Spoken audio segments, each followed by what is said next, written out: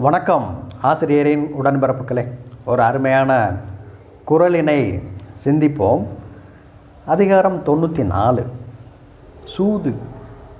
குறள் எண் 933. உருளாயம் ஓவாது கூறின் பொருளாயம் போவை புறமே படும். எளிமையாக சொல்லணும் அப்படின்னு சொன்னால், சூதில் வென்று விட்டேன் என்று இருமாப்புடன் கூறிக்கொண்டு மேலும் மேலும் சூதாட்டத்தை தொடர்ந்தால் அந்த பணமெல்லாம் எதிரிகளிடத்தில் போய் சேர்ந்துவிட வாய்ப்பு உண்டு அப்படிங்கிறது தான் இந்த குறளினுடைய ஒரு எளிமையான விளக்கம். கொஞ்சம் விரிவாக பார்க்கணும் அப்படின்னு சொன்னால், சூதாட்டம் கூடவே கூடாது அப்படின்னு இந்த குறளில் ஐயன் அறிவுறுத்துகிறார். சூதாட்டம் பல வகைப்படும். பெரும்பாலும் தாயம், அதாவது பகடைக்காய், அதுதான் அந்த காலத்தில் பயன்படுத்தியிருக்கிறாங்க. அதை வச்சு தான் சூதாட்டம் ஆடி இருக்கிறாங்க. அதை வச்சு தான் பெரிய ஒரு காவியத்தையே படைச்சிருக்கிறாங்க. அந்த காவியத்தில் அந்த பகடைக்காய் சூதுனால ஒரு பெரிய ராஜ்யத்தையே இழந்திருக்கிறாங்க.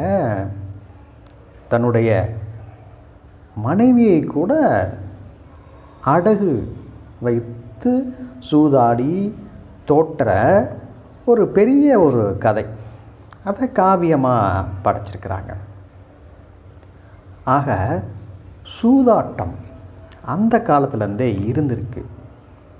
இந்த காலத்துலேயும் அது பல வகையில் சூதாட்டம் தொடர்கிறது. ஆனால் ஐயன் என்ன சொல்கிறாருன்னா, எந்த வகையிலையுமே சூதாட்டத்தை தொடரக்கூடாது அப்படின்னு அறிவுரை சொல்கிறார். அதை பின்பற்றி நடந்துக்கிட்டோம்னு சொன்னால் நம்முடைய வாழ்வு சிறப்பாக இருக்கும் அப்படிங்கிறது தான். இப்போலாம் சீட்டாட்டம், அந்த சீட்டுக்கட்டு அது வச்சு விளையாடுறாங்க. இப்போவும் இந்த உருட்டுக்கட்டை, அதாவது தாயம், அதையும் என்ன செய்கிறாங்க, இப்போவும் விளையாடுறாங்க. பகடைக்காய் அப்படின்னு சொல்லுவாங்க. இப்போ தற்காலத்தில் அது ரொம்பவும் முன்னேறி ஆன்லைன் ரம்மி, ஆன்லைன்லேயே விளையாடுறது, கணினி மூலமாக, கம்ப்யூட்டர் மூலமாக, செல்ஃபோன் மூலமாக இந்த சூதாட்டத்தை விளையாடுகிறார்கள். அதன் மூலம் ஒரு சிலர் பணம் சம்பாதிக்கிறார்கள், அதையும் இழந்து விடுகிறார்கள். அப்போ அந்த ஆன்லைன் ரம்மி விளையாட்டை நடத்துபவர்கள் ஏராளமாக சம்பாதிக்கிறார்கள். மற்ற கலந்து கொள்பவர்கள் தங்களுடைய பொருளாதாரத்தை இழக்கிறார்கள்.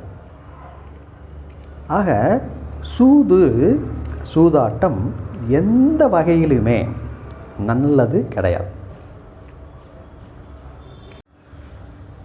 பொழுதுபோக்குக்காக இந்த சூதாட்டத்தை ஆட ஆரம்பிப்பாங்க. ஆரம்பத்தில் ஒரு டீ வாங்கி கொடுங்க, அல்லது ஒரு பிஸ்கட் வாங்கி கொடுங்க அப்படின்னு சொல்லி ஆரம்பிப்பாங்க. அப்புறம் காலம் போக பணம் வைத்து ஆடுகின்ற ஒரு சூழ்நிலை வரும். அப்படியே தொடர அது மேலே ஒரு ஈடுபாடு, அதுக்கு அடிமையாயிருவாங்க. அப்புறம் ஒரு காலகட்டத்தில் அனைத்தையுமே இழந்து விடுவாங்க. பொருளாதாரத்தையும் இழந்து விடுவாங்க, மானத்தையும் இழந்து விடுவாங்க. முதல்ல பொருளாதாரம், அப்புறம் மானம். எப்படி வேணாலும் பணத்தை தேடணும், மற்றவர்கள்ட்ட கடன் வாங்கணும், அதை வைத்து விளையாடணும் அப்படிங்கிற மாதிரி ஒரு சூழ்நிலைக்கு போயிடுவாங்க. ஆகையினால தான் சொல்கிறது, எந்த வகையிலுமே சூதாட்டம் கூடவே கூடாது. இன்னும் சில சூதுகள் இருக்குது. என்ன அப்படின்னு கேட்டிங்கன்னா, அக்கம் பக்கத்தினரை, நமக்கு பிடிக்காதவங்களை பழிவாங்கிறது, அதுவும் ஒரு வகையான சூது தான். ஏதாவது ஒரு காரணத்தை காட்டி அக்கம் பக்கம் புறம் கூறுவது, அவர்களை கெடுக்க நினைப்பது, இதுவும் சூது தான். இப்படி சூது பல வகைப்படும். எந்த வகையாக இருந்தாலுமே சூது கூடவே கூடாது அப்படிங்கிறது தான் இந்த நேரத்தில் நம்ம சிந்திக்கிறோம். என்ன குறள் இது? உருளாயம் ஓவாது கூறின் பொருளாயம் போவை புறமே படும். நீங்கள் இந்த உருளாயம், பகடி, தாயக்கட்டை, இந்த சூதாட்டத்தை அதன் மூலம் வென்று வருகின்ற பணத்தை அந்த சூதாட்டத்தின் மூலமாகவே மீண்டும் இழப்பீர்கள்.